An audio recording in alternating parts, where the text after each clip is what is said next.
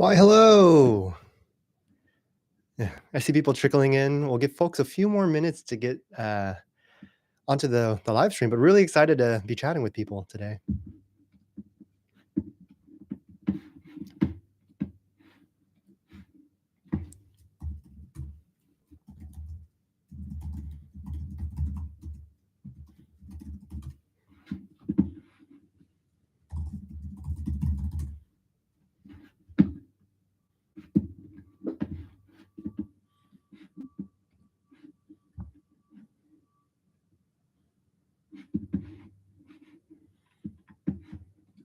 All right, we see folks trickling in.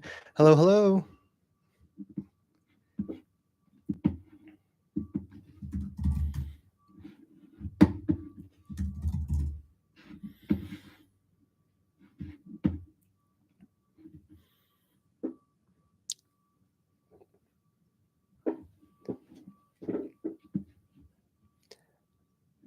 All right. Yeah, today's webinar, we're going to get started in just a few minutes, but we're going to be talking through basics to Julius. We're going to go through the whole different sort of tools that we've built out that are available to everyone, whether you're a new user or an experienced user.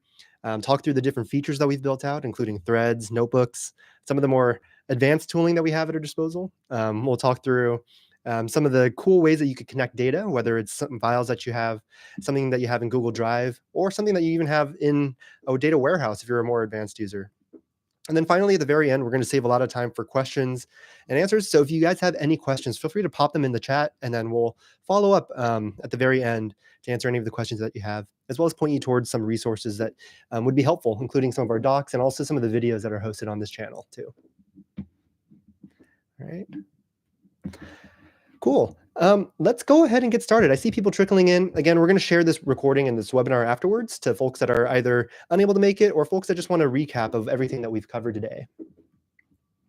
My name's Tyler. I'm Chief of Staff here at Julius, but one of the things I love doing is demoing the product out for folks. Love walking through the tooling, avid Julius user myself, but also love just working with folks on understanding, how they're trying to analyze their data and some of the different tools that they're using, including Julius, among other things. I'm based here in California, in the Bay Area. Grew up here my whole life, but know that our worldwide community of Julius users are around the globe. So wherever you're tuning in from, really excited to walk you through Julius today. Why can't we name Julius something else? We'll answer that one in the Q&A. I'll go ahead and share my screen real quick. And what you're going to see is the basic UI here. And if you're both familiar with Julius or not familiar with Julius, we're going to walk through 100% of the way through this. This is the first screen that you're going to see when you initially log in and create an account. The other screens that you might see before this one might be like the onboarding. You'll have some surveys, questions that really help us understand, what your persona is, what use cases that you're trying to use Julius on. So that's a quick survey that you'll answer. You might also have an onboarding experience, a really guided flow to help show you how to just simply upload your data, analyze it, get visualizations, and share it. Once you complete all those steps, this is the main UI that you'll see throughout whenever you're logging in Julius in the day-to-day. This is what we call the Threads UI. Again, this is if you're familiar with tools like ChatGPT or Claude, for example, simple UI where there's a chat box and you can simply type in the sort of analysis that you're looking for. And this is why we call it Threads. Before I dive in, really quickly, I'm going to show you a quick overview of the UI, right? Left side here are all the different tools and navigations at your disposal. You have different ways to create either new threads or new notebooks, which we'll talk about later. Different ways to organize your different threads, whether you're working by yourself or if you're working with a team. And additionally, some additional resources too. So things like notebooks that we have made by either folks here at the Julius team or members of our community, documentation that we're working out, our community forum, etc. And then finally, here on the bottom, you'll have things like account settings and team settings, which we'll dive into later. The last thing you'll see here, if you are a member of a team, you'll see a different selector. This will show you which team you've selected. By default, you could have this be personal, and if you're on a team, you could have this selected to something else too. So this is the general overview of that left navigation bar there. Going into the chat UI, there's a whole bunch of different things that we have at our disposal underneath the chat bar itself. Here we have the different models that you have selected, and we'll do a little brief overview of that in a bit.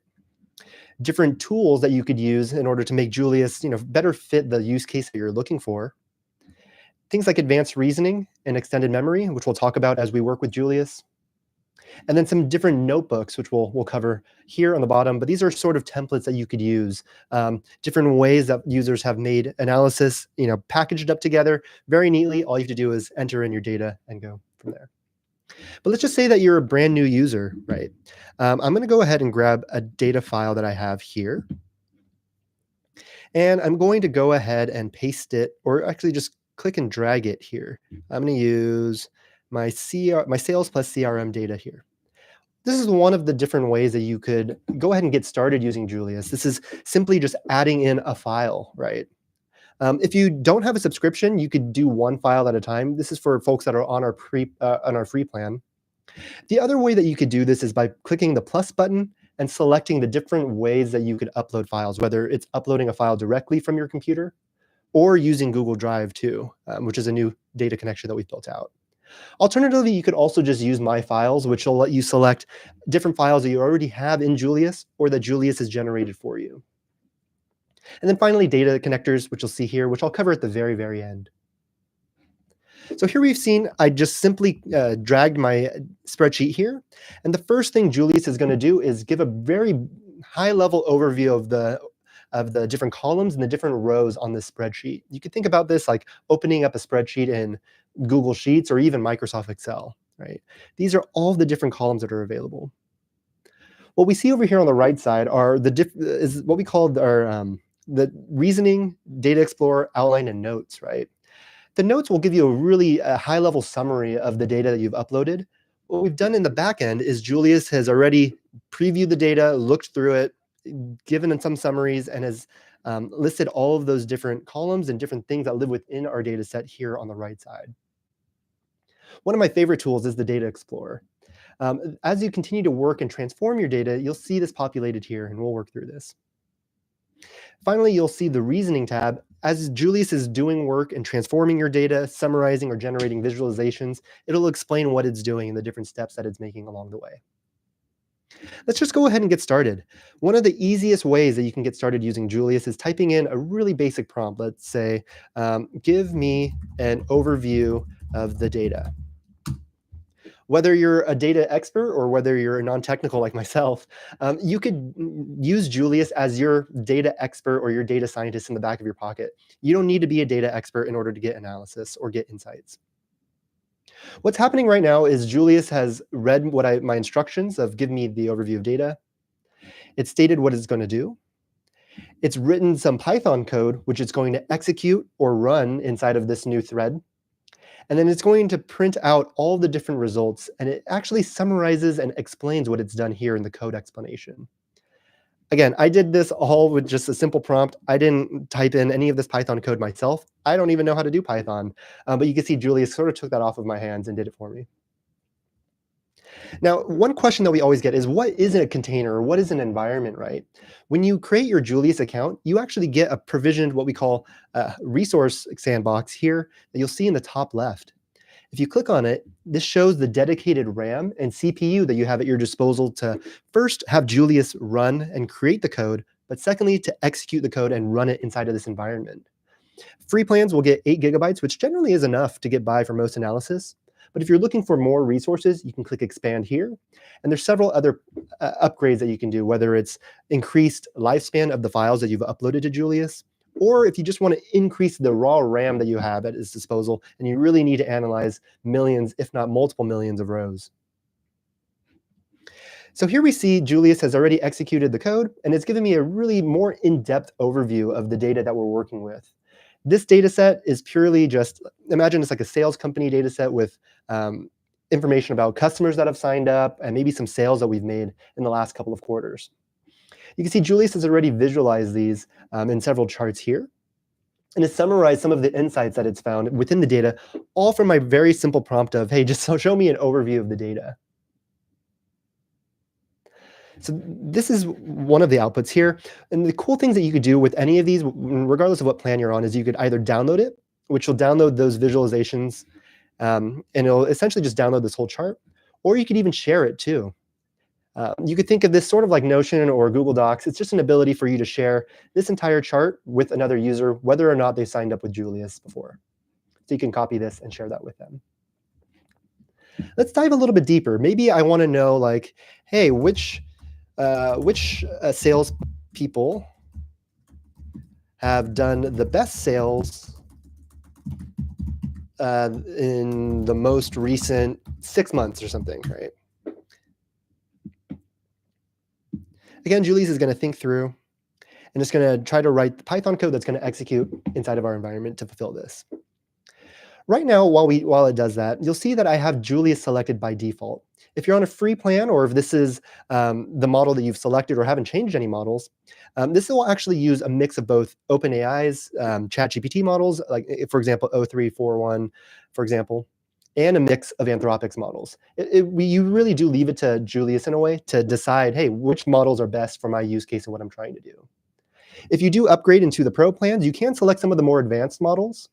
From what I've seen, I think 4.1 is a really great model to use. Sonnet is a really great model to use. If you're doing really advanced thinking, for example, you want to do some really complex analysis, O3 is pretty good. But we'll list all of these afterwards and share this in the email of the different models and which ones are probably best for your use case and that you're looking for.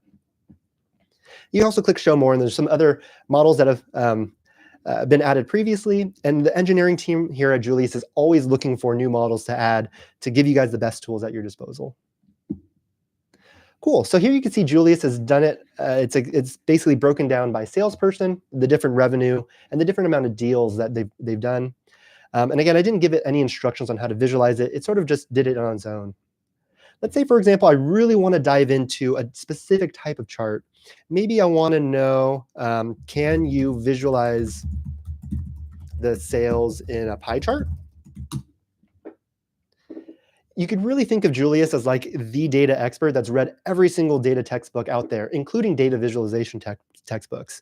Whatever type of chart you're looking for, Julius probably knows how to make it. And charts you've never even heard of, Julius would probably know how to make it too. If you're unsure, you could also check out our documentation, which we'll share after the call. Or you could even ask Julius itself, hey, what are some of the visualizations that you could make? Some of the really cool ones that I didn't even know are possible, or things like 3D visualization charts. You could even do interactive charts. You could do charts that you could zoom in. The possibilities are really endless. It really just depends on your use case and what's available to Julius, which is basically any visualization Python libraries that are out there. So here we see a breakdown of the salesperson in a pie chart. Pretty basic. And in addition, Julius is going to give an overview of the revenue breakdown by salesperson too. So it's also giving us insights in addition to making these visualizations. Cool. Let's talk about some of these additional tools that we have at our disposal, right? Chart themes.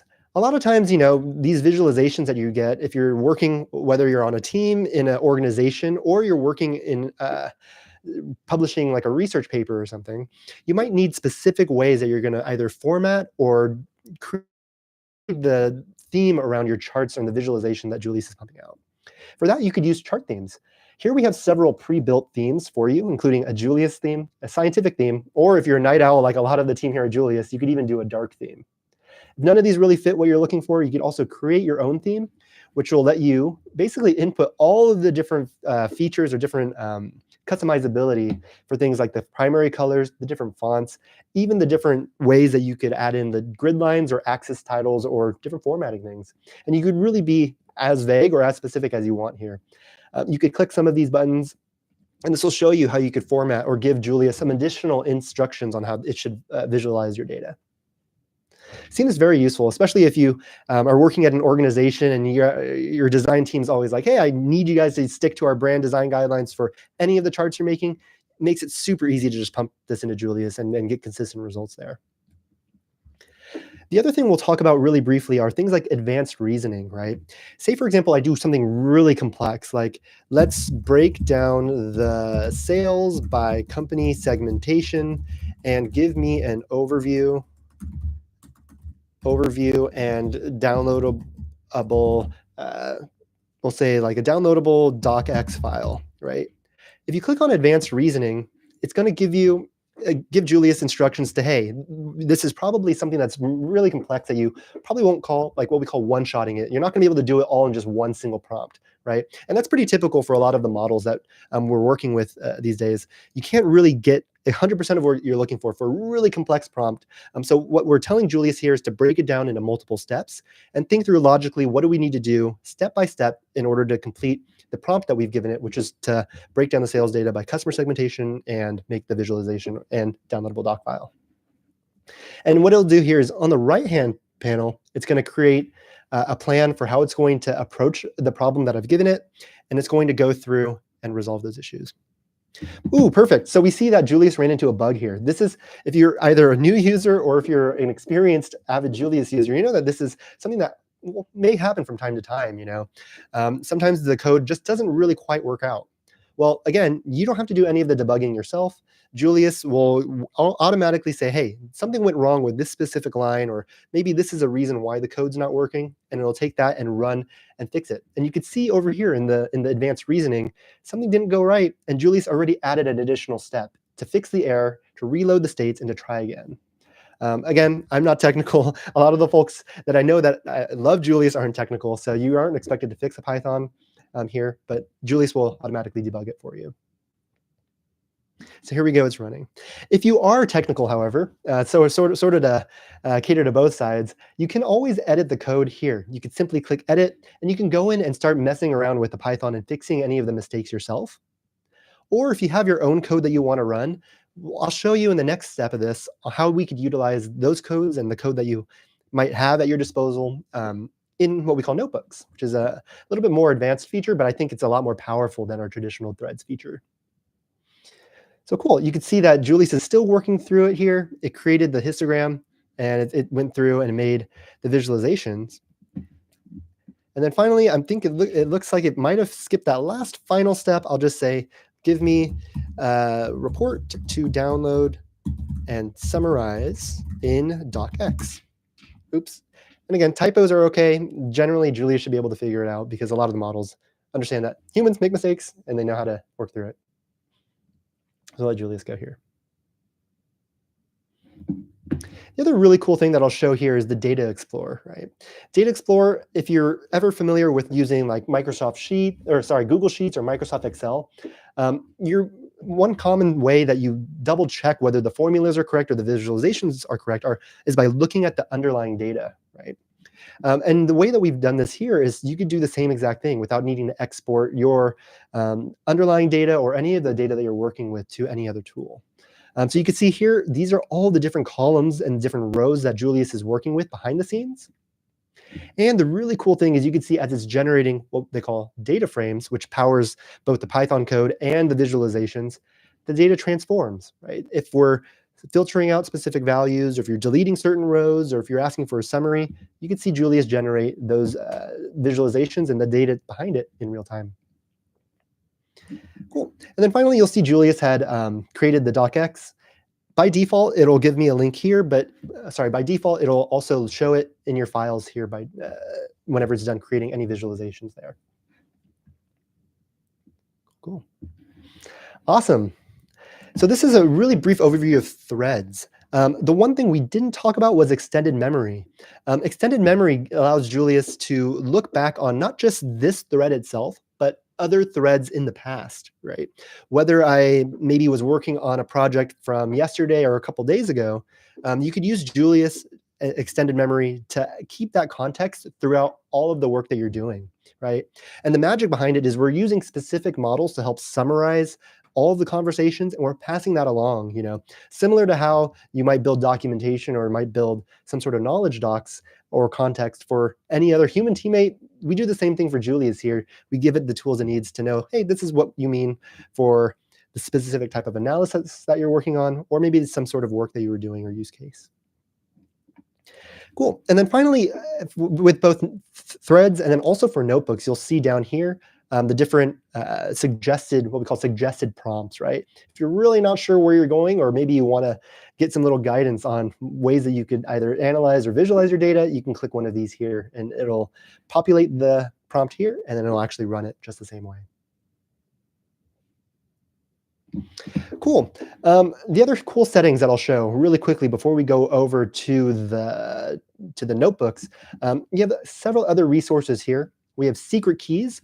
If you have your data accessible via an API, for example, maybe you have your own MongoDB or you have some other sort of warehouse where you can access it via an API key, you can actually enter it in here, right? Just make sure that the name is spelled exactly the same way that it is in your data warehouse or wherever the data is stored. And then you can actually paste in the API keys. Why do we do it this way? Well, best practice is you don't give these LLMs or your own API keys directly into the prompts for best practices for safety security purposes. So what this will do is we'll keep everything separate from the actual environment, and Julius won't even be able to know the keys. It's just going to reference those when it's making the API calls to your data. And then finally, the other one to look out for is dark mode. If you are a night owl and you are doing things at nighttime, you can change it to dark, and we support that accessibility throughout. Awesome. Really quickly, let's talk about notebooks, right? I think one common question is, what is a notebook, right? A lot of technical users might know or be familiar with notebooks, for example. They might know like, hey, I use Jupyter notebooks all the time, or maybe I use Google Colab, right? But if you're non-technical like myself, you could think of a notebook similar to building blocks or maybe even a recipe, right? You could think of it in the sense, and if I continue that analogy, it's a recipe where you can get multiple different cells or ingredients in order to do your analysis, right? That's one of the really big improvements versus threads, is that you can combine multiple different types of cells, which I'll cover. But also, the threads that we were working on earlier in this webinar are all going in one direction. With notebooks, you could actually work in not just linear fashion, right? You can add cells in before, you could rerun specific cells, you could make a new notebook, you could do so many different things that can help really avoid some of the issues and the troubles that might come with working on just a thread, right? Which is where I see most complex analysis or data analysis might go wrong in just a simple thread format. But enough said. What I've done here is I've created a brand new notebook. Again, you could do this by pressing plus new, and you could do notebook. And that's going to open up this UI here. Again, you can navigate to all of the different notebooks that you've created before in the left navigation bar. And then if you're even on a team, you could also access the different notebooks that your teammates have shared and worked with you there. So here we have the same sort of UI. It looks a little bit different, but this is what we call a file upload cell. And you can actually click here on the top right. This has, or sorry, file upload cell up until recently called the source cell. This is essentially where Julius is going to get your data from. Again, in the beginning of this video, I clicked and dragged. Here, I'm just going to click upload data. And you can actually even select, hey, maybe I'll use one of my data sets. I'll use the same customer relationship management meeting data, right? And this will pull it right into Julius. The cool thing is you could also select multiple files at the same time, right? If there's multiple different things that you want Julius to analyze or even combine and join into a table, you can do that there. And then this cell is called a prompt cell, which is essentially the same exact chat box that we had in the threads feature, right? Here I could just say, hey, give me an overview of the data, and then I'll run it. And here you could even open the same sidebar. And the way that I sort of think about it is the notebooks is more of Julius on like a more advanced Julius, right? I'm not sure what this is. I'll work with the team on figuring this out.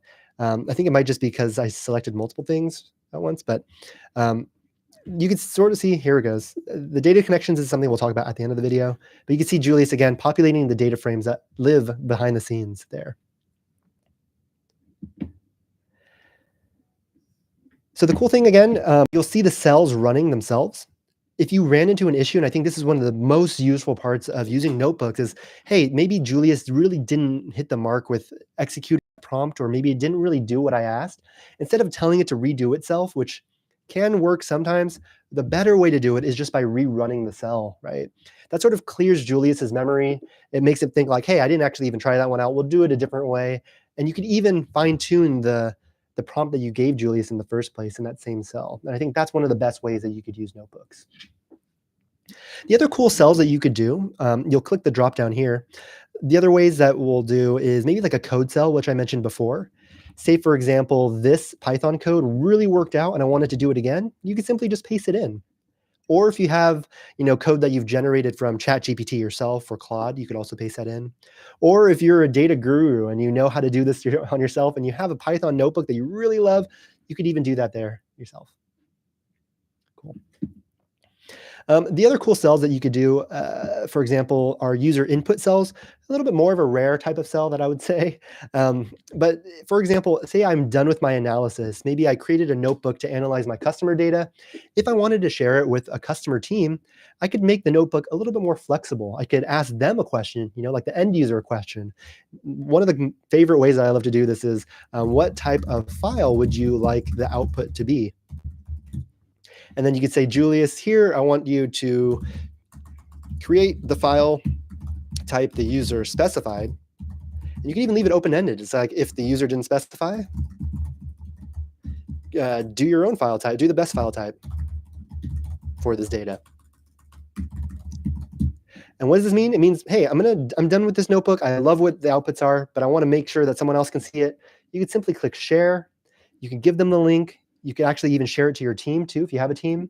And then when they open the notebook, they could type in whatever responses. And you can sort of think you've curated this notebook and analysis for them. One other feature I didn't really talk about was collaboration, right? Say you are on a team, or maybe you're working with a group of like researchers, for example, or maybe there's a whole bunch of cross collaboration that's working on a project. When you do share this notebook to your team, for example, if I were to click Julius Internal, everyone can pop into the same notebook at the same exact time and can see the outputs in real time. They could see all the different users typing into the different prompt cells to see how they're trying to manipulate or adjust the data. You could even see the same exact outputs in real time. And one other cool thing that you could do is you could just create text boxes here, and you could even type in commentary or different context that you want to keep in this analysis, whether it's notes or whether it's guidance for the next person that's going to be doing the analysis for you. Cool. So if you haven't, give notebooks a try. I think if we do another webinar in the future, I could dive even deeper on notebooks, and we could even try to build one from scratch and show you how you can go from point A to point B to do the analysis all within a notebook. Cool. The last thing I'll touch on really briefly are data connectors. We're really heads down focused the last couple of weeks on data connectors. What is a data connector? I didn't know until the team had to explain it to me. But if you go to your resources here, I'm going to go open a new thread. And you click on either this plug icon on the top, and you can click here, Manage Data Connectors. You'll see that this is a new feature that we're building out in alpha. There's 4 different ones. I'd say the Google Drive one is pretty much working right now. So if you already have Google Drive data, go ahead and connect to it. Very simple flow. Same thing as connecting Google to any of your other apps that you might be using. You could just click authorize, and then basically all of your Google Drive data and files are accessible for analysis in Julius without you needing to download it and re-upload it to Julius or save it somewhere. And the really cool feature that we're working on right now, even as of last night, is how do we save the outputs directly to your Google Drive? So it really helps you skip that step. The other main connectors, right, are BigQuery, Snowflake, and Postgres. For those of you unfamiliar, these are big data warehouses, right? If you are working with a lot of data, whether it's customer data or whether it's internal data related to whatever you're working on, whether it's an app or research that you're doing, really common for both organizations and universities to might have their own sort of data warehouse or data stored somewhere. And the problem that we were looking at was like, hey, it's really difficult for users to get that data into Julius, right? The way that we would do it would be to, query the data in your data warehouse, which requires knowing SQL or using ChatGPT or a different LLM to generate the SQL. Then exporting the data, then re-uploading the data back into Julius, and then creating insights. It is kind of a bit of a more meticulous process. What the team is actively working on is building out direct connections to these, and you guys should see it. It's really, really cool. So this allows us to really just query directly within Julius and skip all those different intermediate steps between your big data warehouse and the insights that you're typically trying to get. If you are a BigQuery, Snowflake, or Postgres user, reach out to us. We're actively looking for users who are, trying to connect to their data and looking for insights. Whether you're a technical power user of either some of these BI or BigQuery tools or data warehouse tools, or whether you're someone who's like on an operations team or someone who's doing research or someone who's not as technically savvy on connecting to these, reach out to us. We're really looking forward for just feedback or for people to test these out. Whether or not you have these connectors, we could work through those together too. Cool. That's the main things I really wanted to talk about. Again, we have a whole bunch of different resources that we're really ramping up and pumping out to basically equip you guys with the knowledge that you need to know. This webinar being one of them. So if you guys do have feedback, let us know how this went. If there's other different things that you want us to cover in the next webinar or different topics that we didn't really get to, feel free to let us know either on the Luma or in the in the YouTube comments. I'll mention some other resources that we have. We have our community forum that you can, if you haven't introduced yourself already, please do join. We do actively look at this forum. We want to see how people are using Julius, or maybe even some of the different ways that they're trying to analyze their data, whether it's in Julius or not. And then finally, looks like the camera might have died from overheating. Hopefully you can still hear my voice. I'm going to switch the camera over to, let's see if I can switch the camera over. Maybe I can't switch the camera over, but we'll just do a voice overview for now. Is you could visit our documentation too. Our documentation, we're actively working on building this out. This has everything you need to get started, including even some of the newer tools that we've built out, like the Data Explorer and the collaboration that I've mentioned earlier. And then finally, if you do have some issues that you're running into, feel free to reach out to our support. We're actively monitoring this. Response times, we're something that we're always working on, but if you guys do run into any issues, please just do flag it there and we'll get back to you ASAP. Cool. I'm going to go ahead and stop sharing my screen, and I'm going to see